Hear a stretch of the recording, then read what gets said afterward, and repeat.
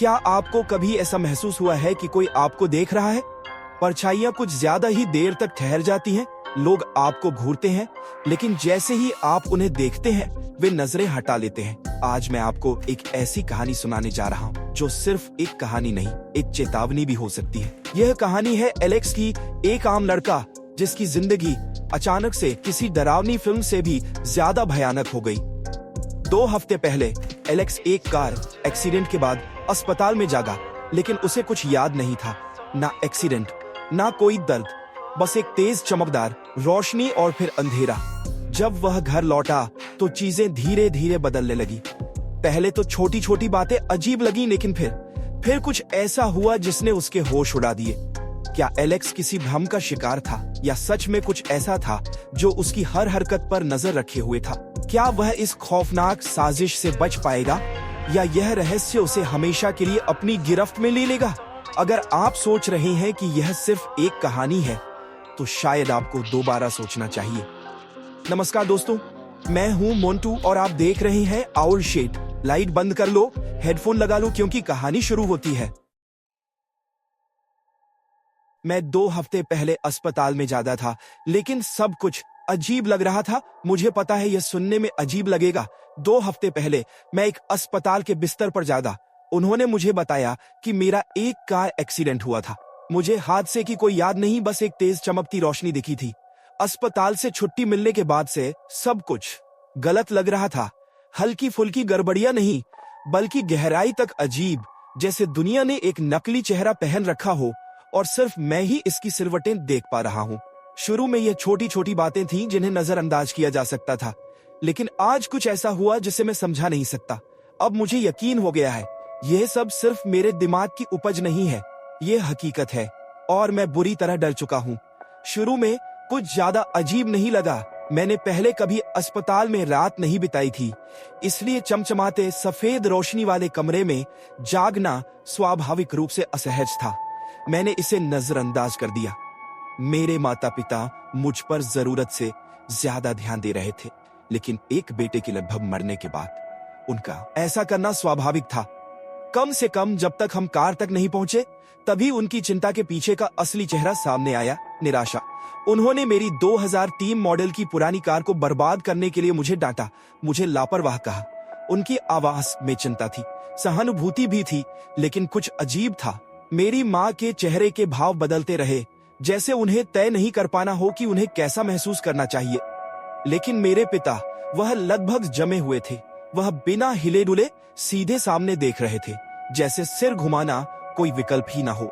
लेकिन मुझे महसूस हो रहा था कि वह मुझे देख रहे थे। उनकी निगाहें रियर व्यू मिरर में टिकी थी, भारी और ठंडी। जब भी मैं ऊपर देखता, उनकी आंखें मुझसे मिलती, लेकिन अगले ही पल वह वापस सड़क पर देखने लगते। लेकिन मुझे पता था कि उन्होंने असल में नजरें नहीं हटाई। जब यह छठी बार हुआ तो मैंने भी नजरें हटानी बंद कर दी। वह आईना अब हमारे बीच एक मूक युद्धस्थल बन चुका था। मैं इंतजार करता रहा कि वह मुझसे कुछ कहेंगे, लेकिन उन्होंने कुछ नहीं कहा। पूरी यात्रा में उन्होंने दोबारा आईने में नहीं देखा। वैसे भी सफर ज्यादा लंबा नहीं था, ये सब कुछ चिंता करने जैसा नहीं था, इसमें कुछ भी असाधारण नहीं था। लेकिन जब हम घर पहुंचे तो मुझे कुछ अलग महसूस हुआ। अस्पताल की तेज रोशनी और बाहर की सुनहरी सड़क के बाद घर की ठंडी धुंधली रोशनी के लिए मैं तैयार नहीं था। घर में अंधेरा नहीं था, लेकिन माँ हमेशा पर्दे खुले रखती थी। उन्हें रोशनी पसंद थी, लेकिन अब पर्दे पूरी तरह बंद नहीं थे, बस अधखुले थे, जैसे किसी ने उन्हें आधे में छोड़ दिया हो। मेरे माता पिता ज्यादा देर तक आसपास नहीं रुके। कुछ औपचारिकताओं के बाद माँ मास्टर बेडरूम में चली गई, पिता अपने काम में व्यस्त हो गए और मैं अकेला लिविंग रूम के सोफे पर रह गया। मैंने एक दर्द निवारक गोली ली, बाथरूम में जाकर अपनी वेप ली और आराम से बैठ गया। पूरे दिन घर में अजीब सा सन्नाटा पसरा रहा। बस कभी कभी माँ के कमरे का दरवाजा खुलने और बंद होने की आवाज आती थी। मैं अपने फोन पर स्क्रॉल करता रहा, इस बात से बेखबर कि सूरज की रोशनी कैसे बदल रही थी, जब तक कि एक किरण मेरे चेहरे पर आकर नहीं पड़ी। मैंने तकिए से मुंह घुमाकर सोफे के आर्मरेस्ट की तरफ कर लिया, 20 मिनट और सोने के लिए। फिर एक और किरण मेरे पैरों पर पड़ी, जैसे सूरज मुझे कोई संकेत दे रहा हो। ठीक है, तुम्हारी जीत हुई। मैंने लंबी सांस ली, सोफे से उठते हुए बुदबुदाया, ठीक है, मैं उठ रहा हूँ, और अपने कमरे की तरफ बढ़ा। मैं बिस्तर पर गिरते ही गहरी नींद में चला गया। जो सप्ताह बीता वह कम से कम कहने के लिए असामान्य था। यह गर्मी की छुट्टियां थीं और आमतौर पर मैं वॉलमार्ट में स्टॉकिंग करता या दोस्तों के साथ मस्ती कर रहा होता। लेकिन डॉक्टर के आदेश साफ थे, तुम्हें चोट लगी है, बेवकूफ मत बनो, ज्यादा देर तक खड़े मत रहो, भारी चीजें मत उठाओ, कोई भी अनावश्यक जोखिम मत लो। मेरे लिए यह ठीक था। डॉक्टर की पर्ची, 2 हफ्ते की छुट्टी और न्यूनतम वेतन की नौकरी से एक अस्थायी राहत मिल गई। यह दुनिया का अंत नहीं था। पार्ट टाइम नौकरियां आती जाती रहती हैं। फिलहाल मुझे सिर्फ सिरदर्द था और आराम करने का पूरा अवसर मिला था। यह उससे बेहतर था कि मैं काम को लेकर चिंता करता या मेरे किसी दोस्त ने फिर से मुझे ज्यादा प्रतिस्पर्धी होने की वजह से बास्केटबॉल मेरे सिर पर दे मारी होती। मुझे बाहर जाने की ज्यादा परवाह नहीं थी। मौसम भी पहले दिन जितना धूप वाला नहीं था। बादल घने और स्थिर थे, जैसे वे पूरे मोहल्ले पर दबाव बना रहे हों। जब सूरज निकला भी तो उसकी रोशनी फीकी और जलधार जैसी थी, जो जमीन तक मुश्किल से पहुंच रही थी। इससे घर में ही रहने का बहाना और पक्का हो गया, सो मैं घर में ही रहा। मैंने एक्सबॉक्स को बेसमेंट से उठाकर अपने कमरे में रख लिया। आमतौर पर ऐसा करना मना था, लेकिन अगर किसी ने पूछा तो मैं कंकशन कार्ड खेलकर जीत हासिल कर लेता। लेकिन किसी ने इस बारे में कुछ कहा ही नहीं, जो अजीब था। जैसे उन्हें कहना चाहिए था, लेकिन उन्होंने कहा नहीं। मैंने खुद को गेमिंग में, खाने में और लिविंग रूम में स्काईरिम की वीडियो देखने में व्यस्त रखा। परिवार के खाने के समय को छोड़कर मैंने माता पिता से ज्यादा बात नहीं की। खाने की टेबल पर बातचीत नीरस थी, जैसे बातचीत हो ही नहीं रही हो। पापा देर तक काम कर रहे थे और खाना खाते ही उठ जाते थे। माँ आसपास थी, इतना तो पता था। मैं उन्हें सुन सकता था। बेडरूम के दरवाजों का खुलना और बंद होना, फर्श की हल्की चरमराहट जब वह चलती थी, उनके नंगे पैरों की धीमी सरसराहट जब वह कालीन पर चलती थी। लेकिन मैं उन्हें देख नहीं पा रहा था, न रसोई में, न लिविंग रूम में, न ही तब जब मैं रात को नाश्ता लेने जाता। ध्यान से सोचूं तो मुझे याद नहीं कि मैंने उन्हें कभी नीचे देखा हो। खाने के अलावा कुछ किराने का सामान खराब हो गया, जो अजीब था, क्योंकि माँ आमतौर पर इन चीजों पर बहुत ध्यान देती थी। जब मैंने इस बारे में बताया तो उन्होंने मुझे शॉपिंग के लिए ले गई। यह थोड़ा अच्छा लगा, क्योंकि इस बार मैंने ज्यादा सामान पसंद करने की आजादी ली। यह मेरे लिए एक जीत थी। लेकिन जब हम स्टोर में घूम रहे थे तो मैंने कुछ नोटिस किया। लोग मुझे घूर रहे थे। ऐसा नहीं कि बस नजर डालकर निकल जा रहे हो, बल्कि ध्यान से देख रहे थे, जैसे वे मेरे चेहरे को याद रखना चाह रहे हो, जैसे वैसे उन्हें यकीन न हो कि वे क्या देख रहे हैं। जब भी मैं किसी की नजर पकड़ता, वे जल्दी से दूसरी तरफ देख लेते, जैसे उन्होंने कभी मुझे देखा ही ना हो। लेकिन वह एहसास बना रहा। न ही किसी के चेहरे पर सामान्य भाव दिख रहे थे। ऐसा लग रहा था कि वे आम कामों के दौरान अपनी भावनाओं से जूझ रहे हों। धीरे धीरे मुझे खतरा महसूस होने लगा, और उससे भी बुरा यह था कि मैंने कुछ और नोटिस किया। जब माँ और मैं लोगों के पास से गुजरते तो मुझे हल्की हल्की आवाजें सुनाई देती, जैसे वे हमारे पीछे मुड़कर हमें देख रहे हों। मैंने कभी इसे होते हुए नहीं देखा, लेकिन मैं इसे सुन सकता था। जूतों की हल्की चरमराहट, कपड़ों की सरसराहट। मैंने माँ से पूछने की सोची, लेकिन शब्द मेरे गले में अटक गए। अगर उन्होंने कुछ नहीं देखा था तो मैं पागल लगूंगा, और अगर उन्होंने देखा था, मैं जानना नहीं चाहता था। जब मैं घर लौटा तो एक्सबॉक्स चालू किया, दोस्तों के साथ प्लान बनाया कि कुछ दिनों बाद मिलेंगे, और खुद से कहा कि तब तक मैं खुद को ठीक कर लूंगा। सब कुछ ठीक था, सब कुछ ठीक था। 2 दिन बीते, कुछ खास नहीं हुआ। बस ये एहसास बढ़ता गया कि सब कुछ अजीब हो रहा है। माँ अब ज्यादा घूम रही थी, कम से कम मुझे ऐसा लग रहा था। उनके पैरों की सरसराहट, धीमी आवाजें जो हमेशा मेरे दरवाजे के ठीक बाहर आकर रुक जाती। पहले कुछ बार मैंने इसे नजरअंदाज किया। शायद वह सिर्फ पास से गुजर रही थी, शायद वह सिर्फ यह सुनने की कोशिश कर रही थी कि मैं ज्यादा हुआ हूं या नहीं। लेकिन जितना मैंने ध्यान दिया, उतना ही यह जानबूझकर किया गया लगने लगा। घर में वैसे भी अंधेरा रहता था, लेकिन मेरा कमरा नहीं। मैं अपनी खिड़कियों के पर्दे खुले रखता था, ताकि थोड़ी रोशनी आ सके, कम से कम घर के बाकी हिस्सों की तुलना में थोड़ा सामान्य लगे। लेकिन बाहर का गलियारा, वह हमेशा अंधेरे में डूबा रहता था। इसीलिए मैं जानता था कि मुझे कुछ नहीं दिखना चाहिए था, लेकिन फिर भी मैंने देखा, मैंने सुना, वही हल्की सरसराहट। मैं बिस्तर के किनारे से झांका, बिना किसी उम्मीद के, सिर्फ अपने दिमाग का खेल समझकर। लेकिन एक सेकंड के लिए मैंने देखा, उनके पैर के नाखून दरवाजे के किनारे पर जैसे ही मैंने उन्हें देखा, वे इतनी तेजी से पीछे हटे कि लगा जैसे वहां थे ही नहीं। लेकिन मैं जानता था कि मैंने देखा था। कालीन पर हल्की सी गहरी छाप रह गई थी, जो धीरे धीरे वापस उठ रही थी। मेरे पेट में एक अजीब सी मरोड़ उठी। बस अब बहुत हो गया, कोई और वेप नहीं, कोई और खुद को यह समझाना नहीं कि मैं भ्रम में हूं। मैंने इंतजार किया, सुना, उनकी सरसराहट दूर चली गई। दरवाजा बंद हुआ। मैंने लंबी सांस ली, अपना चेहरा रगड़ा और उठ खड़ा हुआ। अब बहुत हुआ, मुझे घर से बाहर निकलने की जरूरत थी, अपने दोस्तों से मिलने की, जेम्स, निकी डी और टाइलर से। बस एक सरल लक्ष्य, खुद को होश में लाना, ग्राउंडेड महसूस करना और शायद जो चल रहा था उसके बारे में बात करना। एक्सबॉक्स पर वे सभी सामान्य लगे थे। मैंने बस कुछ छोटी बातें बताई थी, कुछ भी ऐसा नहीं जिससे कोई चिंता करे। शायद मैं ज्यादा सोच रहा था, शायद सब कुछ ठीक था। लेकिन जैसे ही मैंने अपनी चाबियां उठाई और दरवाजे की ओर बढ़ा, मुझे यह एहसास नहीं छोड़ पाया कि कहीं ऊपर माँ सुन रही थी। बिल्कुल साफ था, गाड़ी चलाना कोई विकल्प नहीं था। मेरी कार पूरी तरह बर्बाद हो चुकी थी। मेरे माता पिता ने मुझे लॉर्ड 250 दिए, जो उस कबाड़ के लिए मिले थे, और बस वही आखिरी फैसला था। इसलिए मैंने पीछे वाले शेड से अपनी पुरानी साइकिल निकाल ली। मैंने घर की तरफ एक बार भी नजर नहीं डाली।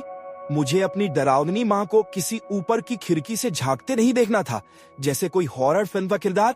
अगर मैंने देख लिया होता तो शायद मैं सड़क पर सीधा किसी गाड़ी के नीचे गिर जाता, बस उससे बचने के लिए। मैंने इन ख्यालों को झटका और खुद को समझाने की कोशिश की, बस थोड़ा और, कि ये सब सिर्फ मेरा भ्रम था। यही आसान था, यही बेहतर था। वैसे भी मेरे पक्ष में काफी चीजें थी। मेरा सिर अब भी दर्द कर रहा था, मैं अब भी थोड़ा सुस्त था, मैं अब भी टाइलेनॉल ले रहा था। सब मिलाकर देखा जाए तो शायद मेरा दिमाग किसी धीमे एक्सबॉक्स की तरह अटक रहा था। मुझे स्कूल के फुटबॉल मैदान तक पहुंचने में 20 मिनट लगे और मैं सीधे बार फांदकर अंदर चला गया। सब लोग पहले से वहां थे, जेम्स, निकी डी और टाइलर, और जो हुआ वह जबरदस्त था। शुरुआत में हमारी हाई फाइव थोड़ी असहज थी, लेकिन जैसे ही हम खेल में रम गए, सब कुछ सहज हो गया। हमारे पास एक बॉल पंप था, एक फुटबॉल जो 10 मिनट बाद ही फिर से हवा मांग रहा था, और एक फ्रिस्बी। अस्पताल से आने के बाद पहली बार सूरज तेज चमक रहा था और कई दिनों बाद मुझे अच्छा महसूस हुआ। मैंने शेव कर ली थी, मैं दोस्तों के साथ था और मुझे उम्मीद जगी कि शायद मुझे बस असली आमने सामने की बातचीत की कमी महसूस हो रही थी। मैं लगभग इस भ्रम में फंस ही गया था। मैं लगभग मान ही गया था कि सब कुछ ठीक था। हमने कई घंटे खेले, आखिरकार हम सब थक चुके थे। अब बस थोड़ा आराम करने का समय था, फिर घर जाने का। मैं मैदान के उस कोने के सबसे पास था जहां पुराना पानी का पंप था, तो मैं सबसे पहले गया। मैंने लीवर खींचा, पानी को बहने दिया, हाथों से पानी लिया और पिया। मेरे दोस्त मेरे पीछे बातें कर रहे थे, उनकी आवाज पानी की हल्की छलक के साथ मिल रही थी। तरोताजा होकर मैं वापस उसी जगह आया जहां हम फ्रिस्बी खेल रहे थे। घास पर गिरा और अपना फोन निकाला। सूरज बहुत तेज था, स्क्रीन पर कुछ भी साफ नहीं दिख रहा था। मैंने उसे झुकाकर नीचे की तरफ कर लिया ताकि चकाचौंध कम हो जाए, और जैसे ही मैंने पावर बटन दबाने के लिए आंखें छोटी की, मैं जम गया, क्योंकि मेरी फोन स्क्रीन के काले प्रतिबिंब में मैंने उन्हें देखा, तीनों पानी के पंप के पास खड़े, मेरे सिर के पीछे घूरते हुए।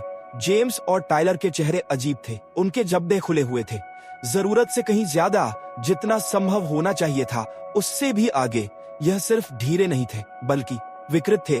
उनके निचले होंठ अंदर की तरफ मुड़े हुए थे, जिससे उनकी दांतों की कतारें दिख रही थीं। उनके सिर आगे झुके हुए थे, आंखें मुझ पर जमी हुई थी, कंधे झुके हुए, हाथ बेजान से लटके हुए। वे किसी बुरे सपने से निकले किरदारों जैसे दिख रहे थे, जैसे द स्क्रीन पेंटिंग, लेकिन उससे भी बदतर। निकी उतना बुरा नहीं था, वह भी घूर रहा था, लेकिन उसका चेहरा बदल रहा था, वैसे ही जैसे मेरी माँ का तब बदला था जब वह मुझे अस्पताल से लेने आई थी। जैसे वह इसे सही करने की कोशिश कर रहा हो, लेकिन कर नहीं पा रहा हो, और फिर भी उनकी बातचीत बंद नहीं हुई। उनकी आवाजें सामान्य तरीके से बह रही थीं, लेकिन जेम्स और टाइलर अपने मुंह नहीं हिला रहे थे। पानी का पंप अब भी चल रहा था। मैंने मुश्किल से 1 सेकंड के लिए यह सब देखा था, लेकिन मेरा पूरा शरीर ऐसे झटका खा गया जैसे किसी ने मुझे चाकू मार दिया हो। मेरे हाथ लड़खड़ाए और मेरा फोन मेरे हाथ से छूटकर घास पर गिर गया। निकी ने पूछा, तू ठीक है? मैं सोच भी नहीं पा रहा था, सांस भी नहीं ले पा रहा था, मेरे माथे पर पसीना जम गया था। मैंने मुश्किल से एक नकली मुस्कान बनाई और खुद को बोलने के लिए मजबूर किया, हाँ हाँ, सब बढ़िया है। और मैं उनकी ओर मुड़ा। सामान्य। वे पूरी तरह सामान्य दिख रहे थे, लेकिन मेरे पेट में अजीब सी मरोड़ उठी, क्योंकि मैं जानता था कि मैंने क्या देखा था। और पहली बार जब से मैं घर लौटा था, मुझे एहसास हुआ मेरे पास कहीं भागने की जगह नहीं थी। तू पक्का ठीक है? मुझे याद भी नहीं कि यह सवाल किसने पूछा था। हाँ, मैं ठीक हूँ भाई, मेरा सिर दर्द कर रहा है। मुझे लगता है कि मुझे घर जाना चाहिए। यह बात सच थी।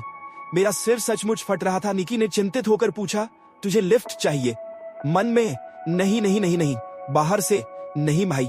क्या तू लड़कों को अपनी कार में बैठाकर घुमाने का शौकीन हो? तुझे टीनेज लड़कों में दिलचस्पी है क्या? मैं खुद चला जाऊंगा। बाकी दोनों हंस पड़े। तनाव थोड़ा कम हुआ। हम सब विदा लेने की तैयारी करने लगे, लेकिन मैंने इसे थोड़ा और खींचने की कोशिश की। उनकी गाड़ियों के आसपास घूमता रहा, मजाक करता रहा, कारों के हुड के ऊपर से फुटबॉल उछालता रहा। बस कुछ भी जिससे मैं थोड़ा और रुक सकूं। मैं बार बार शीशों और खिड़कियों की ओर देख रहा था, उस चीज की एक और झलक पाने के लिए जो उनके घूंघट के नीचे छिपी थी। कुछ नहीं। शुरुआत में मुझे यकीन था कि मैंने उनकी आंखों को अपनी ओर देखते हुए शीशों में देखा था, जैसे वे जानते थे कि मैं क्या कर रहा हूं। फिर ऐसा लगा कि उन्होंने मुझे पूरी तरह से अनदेखा कर दिया। चाहे मैं किसी भी एंगल से देखूं, कितनी भी तेजी से नजर डालूं, मैं उन्हें वैसे नहीं पकड़ पाया जैसा मैंने मैदान में देखा था। और फिर भी पीछे मुड़कर देखने पर मुझे एक अजीब सा एहसास होता है, जैसे उन्हें ठीक ठीक पता था कि मैं कहां देख रहा हूं।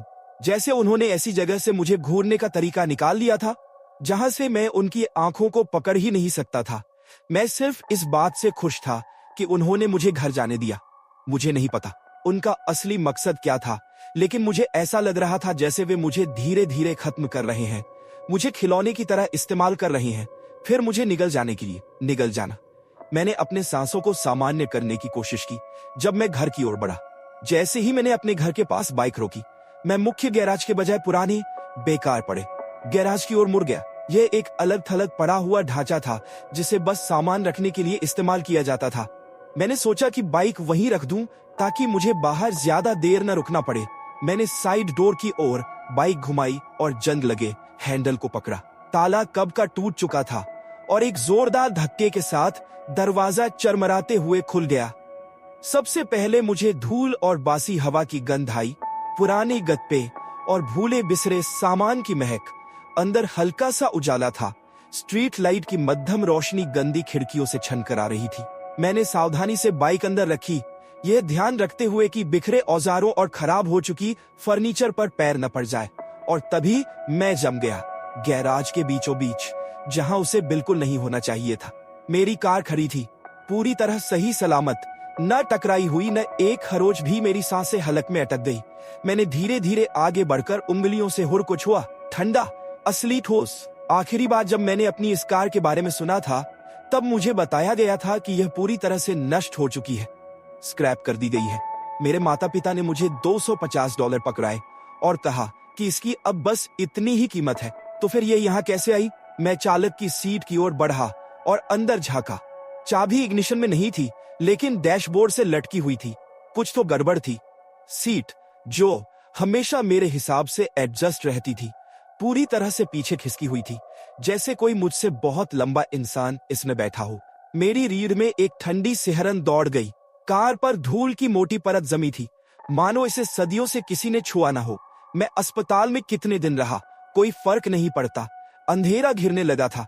मैंने जल्दी से कार के फ्लूइड्स चेक किए, टायरों पर हाथ फेरा, यह सुनिश्चित कर सकूं कि जरूरत पड़ने पर यह तैयार रहे, और फिर तेजी से घर की ओर भागा। लेकिन जैसे ही मैंने दरवाजे के अंदर कदम रखा, वह एहसास फिर से लौट आया। तेज, आक्रामक घसीटने की आवाज। दरवाजा जोर से बंद हुआ। फिर एक आवाज आई, इतनी सामान्य, इतनी सहज कि यह असली नहीं लग रही थी। बेटा, तुमने रात का खाना मिस कर दिया। क्या मैं तुम्हारे लिए गर्म कर दूं? नहीं, कोई बात नहीं माँ, मैं खुद संभाल लूंगा। लिविंग रूम का टीवी ब्लू स्क्रीन पर था, जिसकी बीमार सी चमक पूरे कमरे में फैल रही थी। मैं अपने माता पिता के सेटअप को छूने की हिम्मत नहीं कर सकता था। इस समय तक उन्हें पता चल गया होगा कि मैं उन पर शक कर रहा हूँ, और मैं कुछ भी ऐसा नहीं करना चाहता था जिससे शांति भंग हो। मैंने फ्रिज से कुछ स्नैक्स उठाए और सीधे अपने कमरे में चला गया। दरवाजा बंद किया और लॉक कर दिया। पुराने जूतों के डिब्बे में रखे अपने मिडिल स्कूल के जमाने के आईपॉड, जेन 6 को बाहर निकाला और चार्ज पर लगा दिया। कुछ देर तक मैं बस बैठकर सुनता रहा। बहुत ज्यादा सन्नाटा था। मैंने अपने फोन से आईपॉड को फेसटाइम किया, सोचते हुए कि क्या मुझे वाकई अपने कमरे से बाहर जाना चाहिए या नहीं। ऊपर का लेआउट आसान था। 4 कमरे, सीढ़ियों के ठीक ऊपर बाईं और मेरा कमरा था। मेरे माता पिता का कमरा दाईं और आखिरी में था। सबसे अंत में एक कोठरी थी जिसमें हम डिटर्जेंट और तौलिए रखते थे। मेरा बाथरूम आखिरी दरवाजा था, बाईं ओर। योजना सरल थी, अगली बार बाथरूम जाने के दौरान आईपॉड को गुप्त रूप से सही जगह पर रख देना। मैंने इसे बिना किसी गलती के अंजाम दिया, यह सुनिश्चित करते हुए कि अगली गश्त के दौरान बाहर निकलूं। मैंने कोठरी का दरवाजा हल्का सा खोला, बस इतना कि आईपॉड को हॉलवे का दृश्य मिल जाए। इसे नीचे के शेल्फ के नीचे चार्जिंग पर लगाया और वहीं छोड़ दिया। एक छिपी हुई नजर, एक तरीका यह देखने का कि मेरे माता पिता असल में कैसे दिखते हैं जब उन्हें लगता है कि कोई उन्हें नहीं देख रहा। अब मैं इस फैसले पर पछताने लगा था। जब मैं वापस अपने कमरे में आया और दरवाजा लॉक किया, तब तक सब ठीक लग रहा था। मैंने चुपचाप अपनी अलमारी को दरवाजे के सामने खिसका दिया और कुर्सी को कसकर हैंडल के नीचे फंसा दिया। बहुत ज्यादा हलचल। मैंने अपने माता पिता के कमरे का दरवाजा धड़ाम से खुलते सुना। वह इतनी जोर से दीवार से टकराया कि अंदर कंपन महसूस हुआ। जब तक मैंने अपना फोन उठाया, वह पहले ही वहां खड़ी थी, हॉलवे के अंत में, मेरे दरवाजे की ओर मुंह किए हुए। हिलती हुई। अब वह न सिर्फ चेहरे की विचित्र बनावट में थी, जैसे निक्की के साथ हुआ था। जो कुछ भी था उसमें कई चरण थे। उसका जबड़ा सिर्फ फैला नहीं था, वह अपनी हद से बाहर तक खिंचा हुआ था। त्वचा इतनी कसी हुई थी कि हर झटके में लटक रही थी। यहाँ तक कि इस दूरी से भी मैं उसकी आंखों के नीचे पड़े गहरे काले धब्बे देख सकता था। सिर्फ डार्क सर्कल्स नहीं, बल्कि झूलती हुई सिकुड़ी हुई त्वचा जो उसके ऊपरी होंठ तक लटक रही थी। उसकी सूखी गुलाबी पलकों को जरूरत से ज्यादा उजागर कर रही थी। उसके पतले बिखरे बालों पर तेल की एक परत थी जो लिविंग रूम के टीवी की नीली रोशनी और मास्टर बेडरूम से छनकर आती हल्की रोशनी में चमक रही थी। उसके हाथ झूल नहीं रहे थे। उसकी कोहनियां सख्त, अस्वाभाविक रूप से 90 डिग्री पर मुड़ी हुई थी, कंधे आगे झुके हुए, कलाई ढीली, और उसकी लंबी हड्डियों जैसी उंगलियां नीचे की ओर झूल रही थी। मुझे सिर्फ उसकी पजामा टॉप देखकर ही यकीन हुआ कि वह मेरी माँ थी। वह उसके कंकाल जैसे शरीर पर चिपकी हुई थी। उसकी रीढ़ की हड्डी के उभरे हुए हिस्सों पर फैली हुई उसके पतले कंधों के चारों ओर लटक रही थी। वह झुकी, दरवाजे से सट गई। उसका सिर थोड़ा सा झुका, धीरे, बहुत सावधानी से, जैसे वह लकड़ी के उस पार देख सकती हो, जैसे उसे बिल्कुल पता हो कि मैं कहाँ हूँ। और फिर एक फुसफुसाहट, बेटा, क्या तुम जाग रहे हो? उसके होंठ नहीं हिले, वे पतले खिंचे हुए थे, जबड़ा खुला और उस भयानक बेढंगे तरीके से लटकता हुआ था। लेकिन आवाज फिर भी आई, बिल्कुल साफ, बिल्कुल इंसानों जैसी। मुझे पता है कि तुम जाग रहे हो बेटा, अभी अभी मैंने तुम्हें हिलते हुए सुना।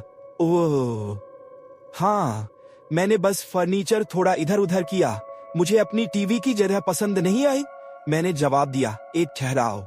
फिर वही फुसफुसाहट, बिल्कुल साफ, बिल्कुल साफ, बिल्कुल साफ, बिल्कुल इंसानों जैसी। क्या मैं देख सकती हूँ? मेरा गला सूख गया। कल मैंने झूठ बोला। मैं अभिनंदा हूँ, मुझे कपड़े नहीं पहनने। प्लीज प्लीज प्लीज काम कर जाए। मैं जमे हुए खड़ा था, मेरा चेहरा फोन की स्क्रीन से चिपका हुआ। हिम्मत नहीं थी कि मैं उस धुंधले फेसटाइम फीड से नजरें हटाऊं। मेरी सांसें इतनी धीमी थीं कि आवाज तक नहीं कर रही थीं। फिर आखिरकार, ठीक है, फिर कल। जैसे ही माँ ने यह कहा, सीढ़ियों के पार सबसे अंधेरे कोने में कुछ हिला। शुरुआत में मुझे लगा कि वह सिर्फ परछाई है, लेकिन फिर एक हाथ, पतला, कमजोर, कटे हुए तारों की तरह छत से लटकता हुआ। उसके बाद दूसरा हाथ, फिर एक शरीर, धीरे धीरे बहुत सावधानी से दीवार से नीचे उतरता हुआ। मेरा दिल बर्फ बन गया। पापा, क्या वह कभी घर से गए भी थे? जब वह माँ के साथ मुझे अस्पताल से लेने आए थे, तब भी क्या वह इस हालत में थे? अब ये सब मायने नहीं रखता था। वह पूरी तरह से खामोश थे, सीढ़ियां चढ़ रहे थे, जबकि माँ ने आखिरी बार फुसफुसाया, गुड नाइट बेटा, मैं तुमसे प्यार करती हूँ। फिर पापा उसके पास से गुजरे, उसी कठोर अस्वाभाविक चाल में, जिस तरह से माँ हफ्तों से चल रही थी। अगर मैं सीधे उन्हें देख नहीं रहा होता, तो मैं कसम खा सकता था कि अब भी माँ ही थी। वह मास्टर बेडरूम में गए, दरवाजा बंद कर लिया। फिर बिना किसी आवाज के वह वापस आ गए। यह एक ऐसा धोखा था जिसमें मैं जरूर फंस जाता अगर मैं पूरे समय उन दोनों पर नजर न रख रहा होता। अब वह माँ के ठीक पीछे खड़े थे और अब मैं यहाँ हूँ। पिछले 2 घंटे से वे मेरे दरवाजे के बाहर खड़े हैं। मेरी हर हलचल वे इसे ट्रैक कर रहे हैं। मेरी हर हलचल वे इसे ट्रैक कर रही हैं। लकड़ी के पार से इस भयानक सन्नाटे के बीच से रात के 3-2 बज चुके हैं। अगर मैं बस सुबह होने तक खुद को होश में रख सका तो मैं खिड़की खोलकर कूद सकता हूँ। उसके बाद सीधे गैराज गाड़ी उठाकर इस शहर से भाग जाऊंगा। मुझे नहीं पता कि यह सब कितना दूर तक फैल चुका है, लेकिन मैं यहाँ नहीं रुक सकता। ओ नहीं, वे अब जमीन पर झुक रहे हैं, खुद को नीचे कर रहे हैं, दरवाजे के नीचे से झांक रहे हैं। शायद मुझे अभी जाना पड़ेगा। ठीक है, कसम से जब मैं सुरक्षित रहूंगा तब अपडेट करूंगा।